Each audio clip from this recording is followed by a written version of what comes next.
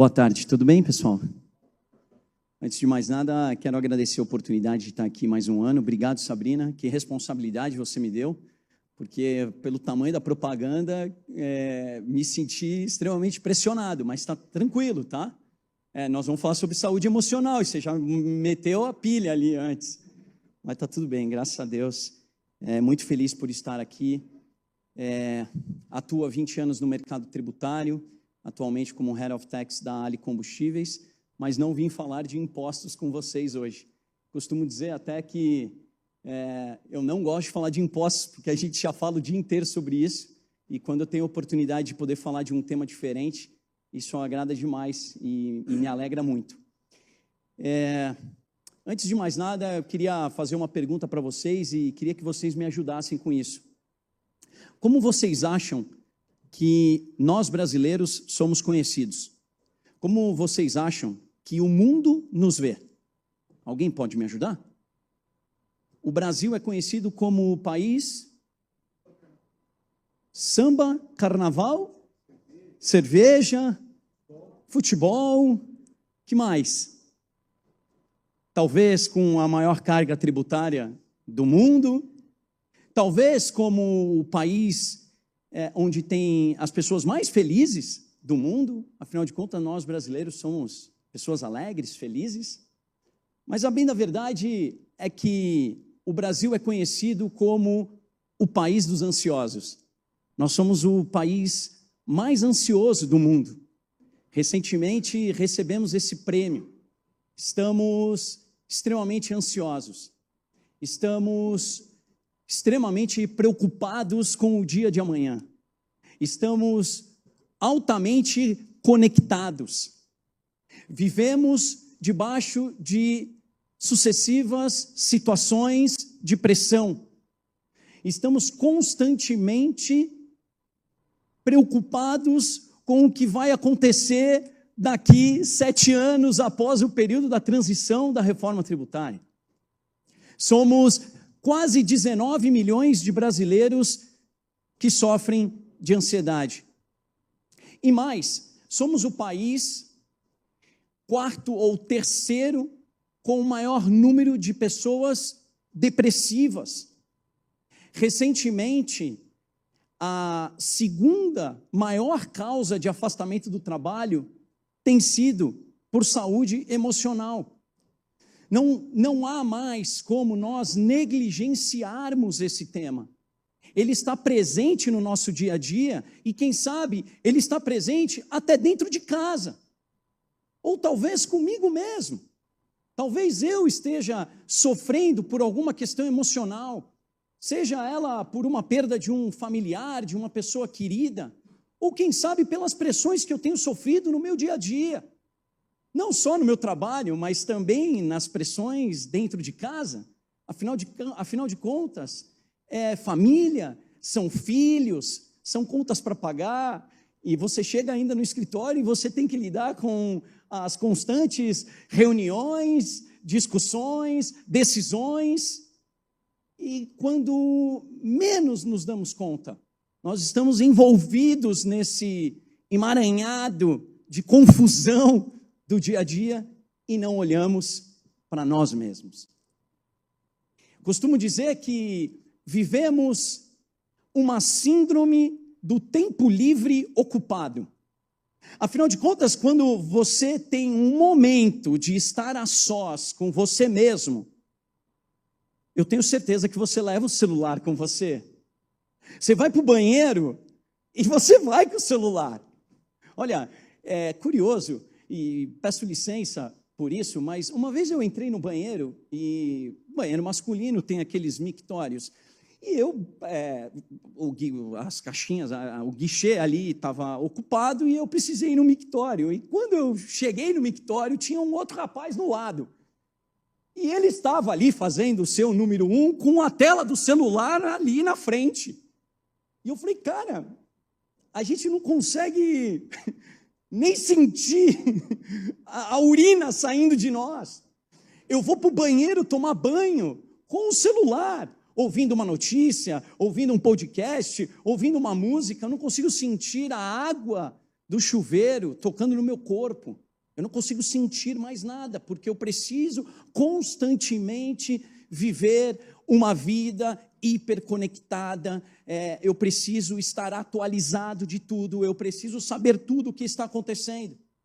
E isso tem nos levado a um colapso.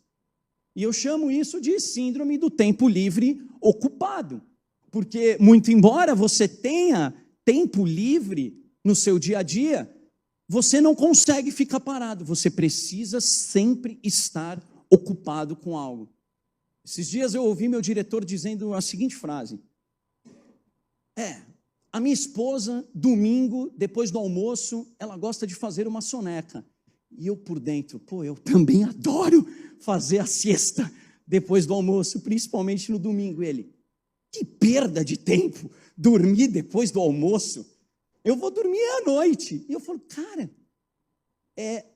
por que nós estamos vivendo essa necessidade constante de estarmos conectados? Vemos, inclusive, dados que demonstram que hoje nós enfrentamos uma epidemia de burnout. Os números de afastamento por exaustão profissional cresceu mais de 1000% na última década. Hoje nós somos aproximadamente 40% dos brasileiros que sofrem de burnout, e a maioria deles não identificados. A maioria deles não sabe nem o que está sofrendo, mas está sofrendo algo, está sentindo algo. É uma sudorese, é uma dor de barriga, é um formigamento no rosto, é um formigamento que começa no ombro, no braço e daqui a pouco começa a descer, ou desce pelo peito, é um taquicardia, é um coração acelerado, é um medo pelo dia de amanhã. Não andeis ansiosos pelo dia de amanhã. O dia de amanhã trará os seus devidos cuidados. Basta cada dia o seu mal. Por que nós estamos com a nossa mente sempre, constantemente, preocupadas com aquilo que vai acontecer, com aquilo que pode acontecer, com aquilo que ainda nem aconteceu? Quando aquele dia chegar, quando o dia mal bater a sua porta, certamente haverá uma luz, ou independentemente do que você crê, haverá um Deus, um Pai eterno que estará ali para te ajudar, para te auxiliar. Mas não, estamos conectados. E aí eu olho para a oração do Pai Nosso e ele diz, o pão nosso de cada dia nos dai hoje, mas eu estou constantemente buscando pelo pão de amanhã, depois de amanhã, do mês seguinte, do ano que vem, e eu estou ali só colhendo provisão, armazenando, e eu não vivo a minha vida. Estou constantemente preocupado com as minhas finanças, com a minha casa, com o meu lar, e estou sofrendo uma exaustão, um esgotamento. Hoje, nós temos perdas na casa de 400 bilhões de reais ao ano por problemas emocionais. As empresas perdem mais de 400 bilhões por negligenciarem esse tema e não investirem nesse tema. Ao não olhar para os seus profissionais, a não olhar para a sua equipe e a não olhar para a liderança. Porque se o nosso time sofre por algo emocional, nós também sofremos, tá certo? Estamos aqui. E nós precisamos quebrar aquele paradigma de que, olha, saúde emocional é frescura, é coisa boba, é mimimi. Porque se um profissional com problema emocional não pudesse afastar do seu trabalho, então um jogador de futebol com uma lesão no joelho não pode deixar de jogar e praticar o seu esporte. Porque, afinal de contas, a doença emocional, ela te paralisa. Você não consegue continuar entregando aquilo que você entregava. A sua performance vai lá embaixo. Então, eu preciso olhar para isso. Olha, em 1970, o Brasil foi campeão mundial no futebol. Ganhamos a 3ª estrela. Ainda não ganhamos a 6ª, quem sabe esse ano. Mas também em 1970, nós recebemos um outro prêmio. Nós recebemos o prêmio do país com o maior número de acidentes de trabalho, segundo a própria Organização Internacional do Trabalho.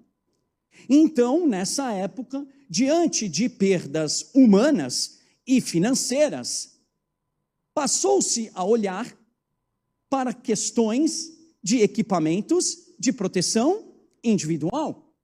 A partir daí, deste título, nós começamos a implantar normas e regras de utilização de equipamento de proteção individual. Bota, protetores auriculares, óculos, e por aí vai, capacete, e por aí vai. E a provocação que eu quero fazer a vocês nesta tarde, que já estamos quase encerrando, é: será que não chegou o momento de nós olharmos para os equipamentos de proteção individual emocional? Porque dados nós já temos, estatísticas nós já temos, mas o que estamos fazendo com estes números? Ora, em 1970 nós tivemos perdas humanas e financeiras, e eu mostrei para vocês que hoje nós estamos falando de perdas na casa de 400 bilhões de reais por ano. Então, quando começa a doer no bolso, a gente começa a prestar atenção e a mudar o que nós estamos vivendo hoje. Eu gosto muito da frase da Isabela Camargo, que ela diz: dor que não sangra, dói em dobro. Para quem não sabe, Isabela Camargo era apresentadora do jornal Hora 1, ela apresentava a previsão do tempo. E ela teve uma crise de burnout quando ela estava apresentando justamente a previsão do tempo. Só que ela simplesmente continuou trabalhando, ela continuou entregando o seu dia a dia. Ela começou a sentir a visão turva, um calafrio, uma suadeira, uma dor de barriga, as pernas tremendo, mas ela continuou firme, entregando o seu trabalho. Só que ela estava sofrendo. E por que ela diz que dor que não sangra dói em dobro? Porque quando você sofre por uma questão emocional e você tenta compartilhar isso com o seu par, com o seu amigo, com o seu colega de trabalho, com o seu gestor, no primeiro momento você vai enfrentar a incredulidade. Ah, mas será que é isso mesmo? Ah, você está precisando praticar um esporte. Ah, você está precisando pegar umas férias. Ah, você precisa descansar no final de semana. Será que é isso mesmo? Será que é tudo isso? Então você passa a sofrer em dobro, porque você continua sofrendo por aquela dor que você está passando e você sofre pela incredulidade das pessoas que não acreditam em você. Talvez fosse melhor que ela tivesse desmaiado no trabalho. E para isso, eu quero reforçar uma mensagem com vocês. Hoje vivemos num ambiente corporativo onde a exigência pela high performance, a alta performance, tem transformado a produtividade em autodestruição. Não que nós não devemos entregar, não que nós não devemos buscar a excelência naquilo que nós fazemos, mas essa busca constante por estar conectado, por sempre entregar mais, por sempre fazer mais, por sempre fazer melhor, tem nos levado à nossa própria autodestruição. Eu vejo empresas da porta para fora com resultados brilhantes, empresas da porta para fora pagando bônus maravilhosos. Meu Deus, estamos chorando lá para receber um saláriozinho referente ao ano passado. Quanto tempo faz que eu não recebo um bônus bom, viu? Só um parênteses. Mas da porta para dentro, pessoas adoecidas, pessoas esgotadas, pessoas exaustas, que estão no piloto automático, entregando, mas sofrendo por dentro.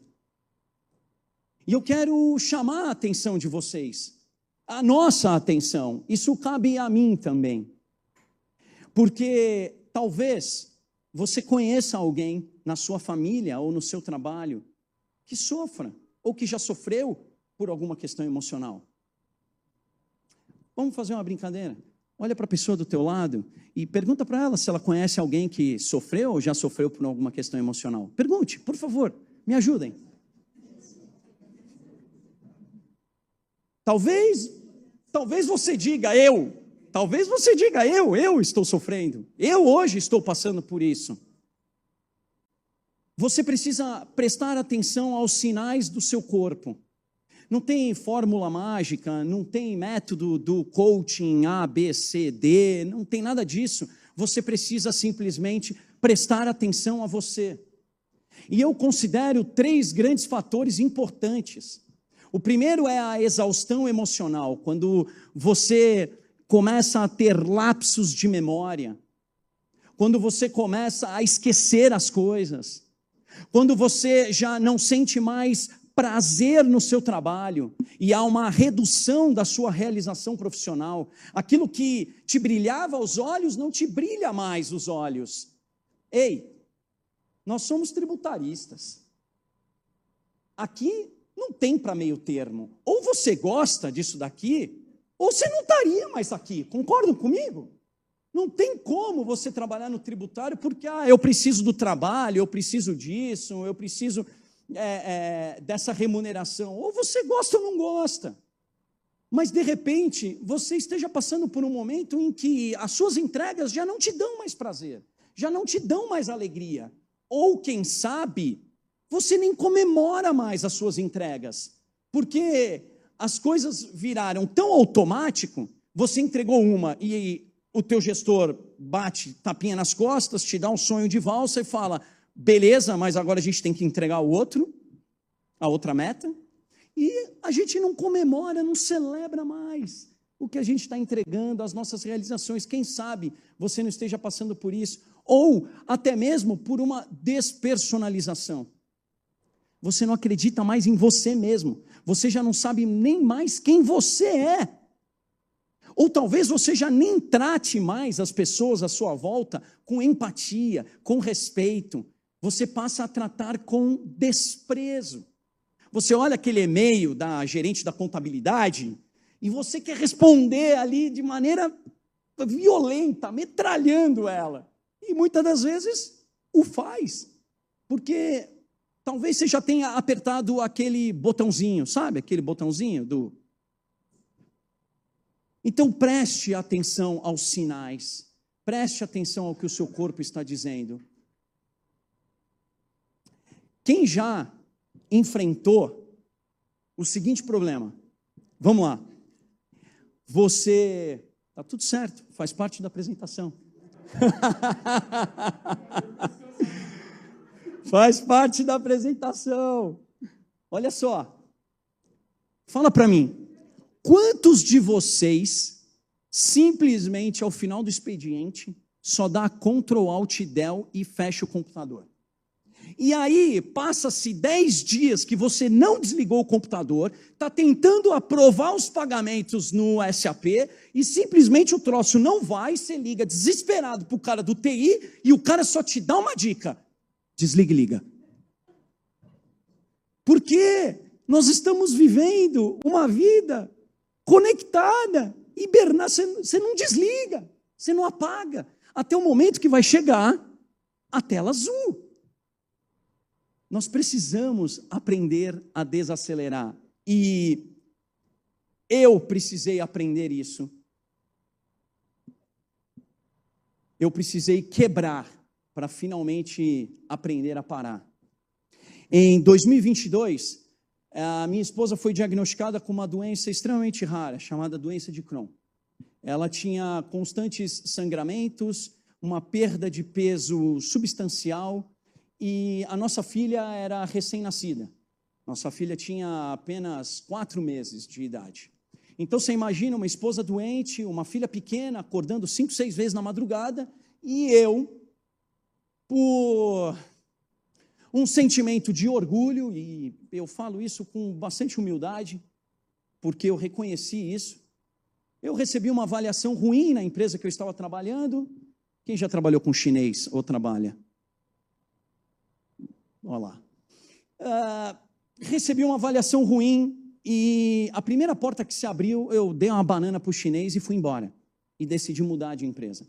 Eu morava em Santos, eu trabalhava em Cubatão, eu tinha uma qualidade de vida boa e voltei a trabalhar em São Paulo.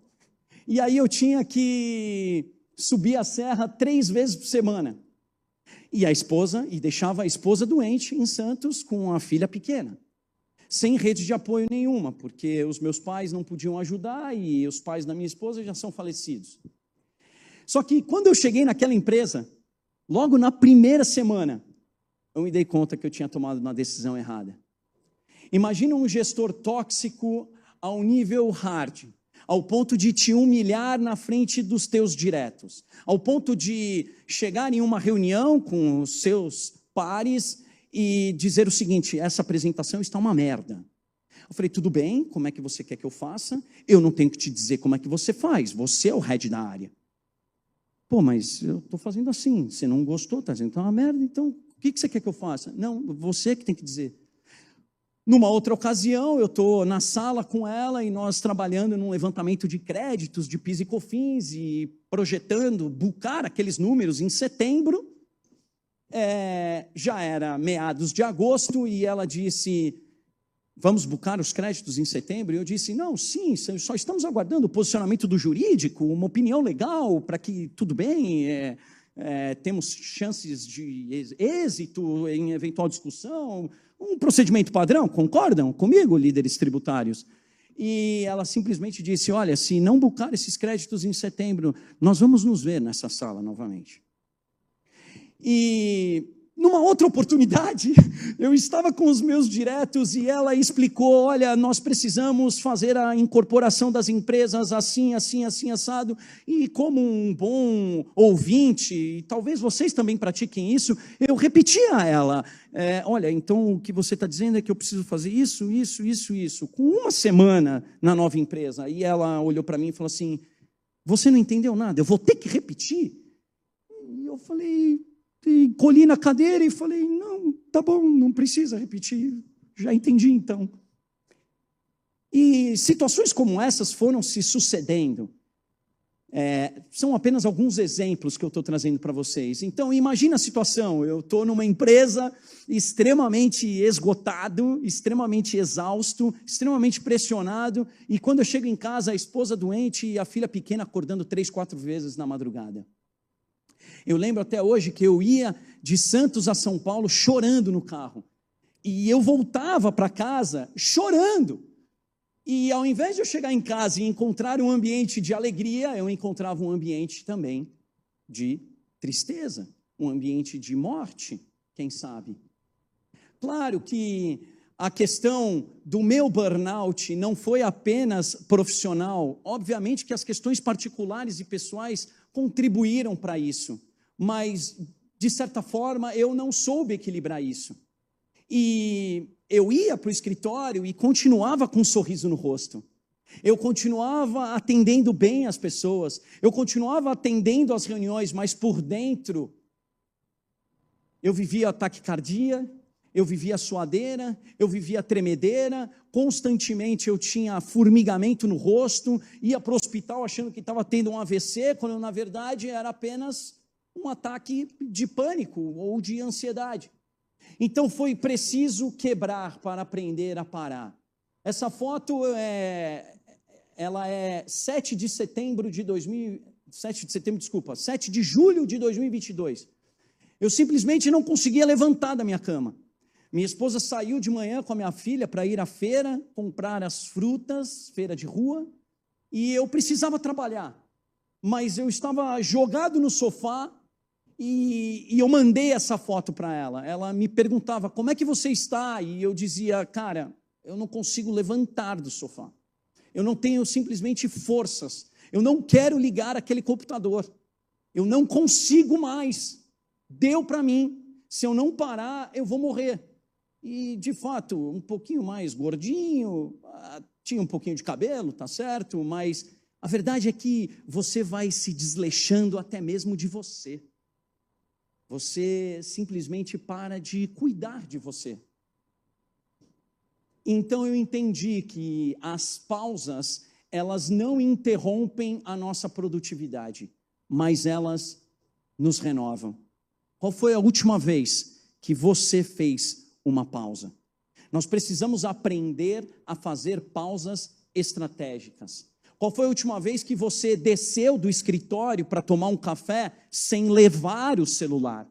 Qual foi a última vez que você simplesmente se desconectou, saiu da frente do computador e foi dar uma volta no quarteirão? Constantemente eu pratico isso. E curioso, porque ao dar uma volta no quarteirão, sem a preocupação de olhar um e-mail, ou um WhatsApp, ou futricar o Instagram, eu consigo identificar os restaurantes que tem ao redor do escritório, as lojas, e esses dias eu encontrei uma loja de surfwear que eu nem sabia que tinha perto do escritório. Por quê? Porque eu aprendi que eu preciso fazer pausas estratégicas. Eu preciso tirar férias e verdadeiramente tirar férias. Eu tinha um diretor, já não está mais conosco na Ali, e ele ia sair de férias e eu simplesmente desejei a ele boas férias. E ele respondeu o seguinte para mim, ele falou, não, eu estou saindo de férias, mas você pode me mandar e-mail, porque se eu não olhar e-mails, eu não saí de férias. Nós temos que aprender a parar, a desconectar, a ter o nosso tempo de qualidade com a nossa família, com aquilo que é importante para nós. Afinal de contas, lá, nós continuamos sendo apenas um número. Amanhã, se você não estiver lá, eles vão sentir a sua falta, talvez, por um mês.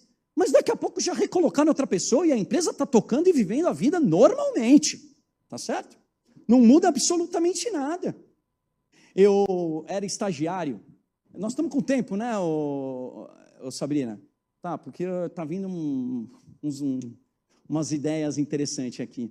Eu era estagiário de uma indústria em Cubatão, a antiga Fosfértil, Ultrafértil, depois virou Fosfértil, acho que hoje é Iara. E eu era estagiário do jurídico. E qual que era a atividade do estagiário? A minha era pegar um documento da advogada do civil, que era análise de contratos, e eu tinha que levar no outro prédio da fábrica, que era onde ficava o pessoal de compras, de suprimentos. E eu, naquela minha sanha de tentar mostrar valor, tentar mostrar a minha entrega e dedicação, eu pegava aquele documento e eu saía correndo na fábrica, que nem um maluco. Então, eu era o campeão da entrega de documentos. Eu era o estagiário que entregava mais rápido os documentos. Em 1 minuto eu já tinha saído do prédio do jurídico e estava no de compras. Até que a advogada me chamou um dia e ela falou assim, olha, eu fico te olhando aqui pela janela, você correndo para lá, correndo para cá, correndo para lá, correndo para cá. Deixa eu te falar uma coisa, ninguém vai botar um busto teu aqui na frente da fábrica só porque tu sai correndo entregando os documentos. Porque 1 minuto a mais, 1 minuto a menos não vai mudar absolutamente nada. Então, aquieta. Segue as normas de segurança e observe que você precisa caminhar na fábrica e não sair correndo pela fábrica. Então, percebam, eu preciso olhar para aquilo que é importante e primeiro eu preciso olhar para mim mesmo. Eu preciso olhar para e avaliar como eu estou hoje, como eu estou me sentindo. Será que talvez o lugar onde eu estou mereça onde eu estou? Porque, tudo bem, talvez a gente possa achar que a mudança de emprego vai trazer as soluções, mas é um ledo engano, porque o mesmo problema que tem hoje na empresa A vai ter na B, pode ser um pouco diferente ou não, mas o problema, ele vai te perseguir, ponto. O importante é você saber lidar com isso, é saber identificar os gatilhos, saber identificar que quando começar aquele formigamento no rosto, você precisa parar, você precisa sair do ambiente, você precisa se desconectar. Esses dias eu construí uma casa no interior com muito suor e sofrimento, e também com muito recurso, e precisa puxar uma terra, porque eu não consegui terminar a entrada da casa. E eu estava esperando o vizinho começar a mexer com a terra dele, para pegar a terra dele e começar a trazer para o meu terreno. E simplesmente o cara com a retroescavadeira pegou a terra, mas não colocou no meu terreno, deixou na frente do terreno. Conclusão, eu estou numa sexta-feira, entre uma reunião e outra, pegando pá, enxada, botando no carrinho e puxando areia para dentro do meu terreno. E aí eu até fiz uma brincadeira esses dias. O que você faz entre uma reunião e outra? Toma um café? Dá uma volta no quarteirão? Se está em casa, vai dar um beijo na esposa, no marido, nos filhos. De repente, você corre para levar os seus filhos para a escola ou para buscá-los na escola, e eu estava puxando terra entre uma reunião e outra. E aquilo fez bem para mim, porque eu consegui me desconectar. Então, percebam, são pequenas atitudes que vão trazer, talvez, alguns bons anos nesse nosso mercado corporativo. O que eu aprendi, portanto? Eu preciso parar. E o parar envolve, em primeiro lugar, quando eu estou diante de uma situação de conflito, quando eu estou diante de uma situação emocional, eu preciso simplesmente parar. E parar é simplesmente fechar o computador, levantar os braços e parar, e pensar o que está acontecendo.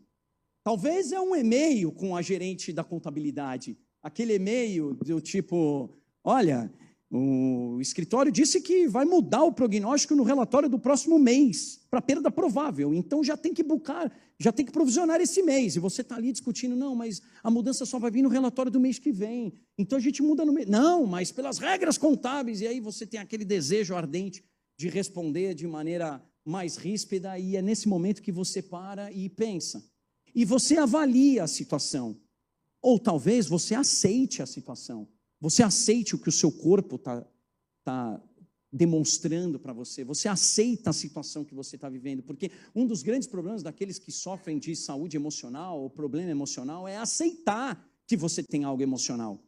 A maioria das pessoas querem crer que elas não sofrem disso, porque vão achar que ela é louca, ela é maluca, ela precisa tomar um remédio, ela tem que ir no psiquiatra. Avalie, aceite o que você está passando.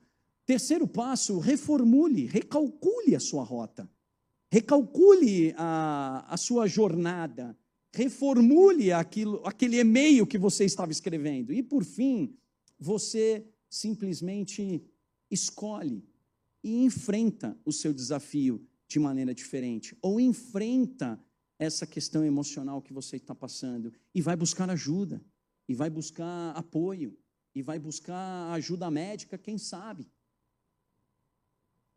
Olha, eu comecei dizendo para vocês, independentemente daquilo que você crê ou não, mas há um versículo na Bíblia que diz que Jesus, ele por muitas vezes se retirava para lugares solitários e orava.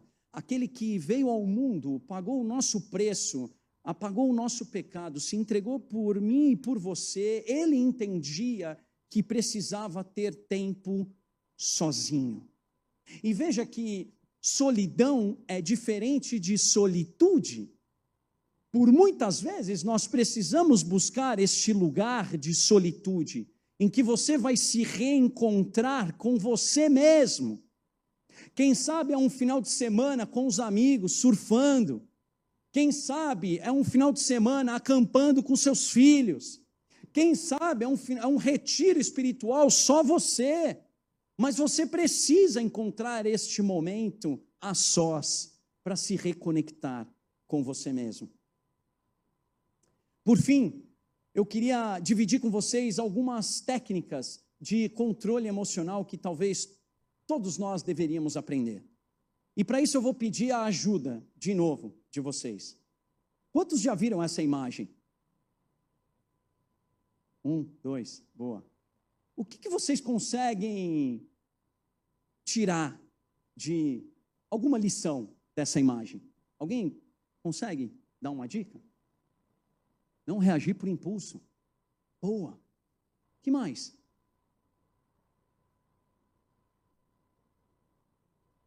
Ou perseguidas? Metas que talvez não deveriam ser perseguidas? Boa, gostei disso também.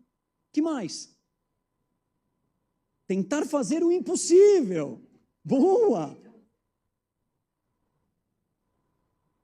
Bom, suponha que não tenha este colchãozinho ou essa cama elástica. Olha que curioso. Às vezes, a melhor resposta diante de uma provocação é não lutar. Aquele pássaro está ali provocando aquele cachorro. A gerente da contabilidade está ali te provocando. Talvez alguma situação em casa esteja te provocando. E talvez a melhor resposta seja não lutar. Essa guerra não é minha. Essa batalha não é minha. Esse problema não é meu. E muitas vezes nós nos colocamos em situações em que nós queremos resolver tudo. E tem problema que não é nosso, mas a gente está ali, tentando dar uma resposta. Então, talvez, a melhor resposta é não lutar. Que mais? Nem todas as oportunidades devem ser agarradas, porque aquele pássaro está ali, talvez aquele animal pensou, o cachorro pensou, olha, a minha alimentação, é o meu recurso, é a minha promoção, é a minha meta, é a minha oportunidade de vida, mas talvez algumas oportunidades, ou melhor, nem todas, devem ser agarradas, porque algumas podem ser armadilhas. Terceiro, uma pessoa pode se tornar tão determinada a destruir outra, que fica cega e acaba destruindo a si mesma. Está me provocando, eu vou provar que eu estou certo, eu vou provar que a minha opinião é correta, está me provocando, eu vou cutucar, e no final, quem acaba sendo destruído é você mesmo, no precipício. E quarto, uma pessoa impulsiva geralmente deixa a sua emoção ficar à frente da sua cognição ou pensamento ao lidar com outros e consigo mesmo. Sou tão impulsivo, reajo imediatamente, aquela história de eu não levo desaforo para casa, né? E eu deixo as minhas emoções tomarem conta de mim, quando em determinado momento eu preciso colocar a razão à frente das minhas emoções.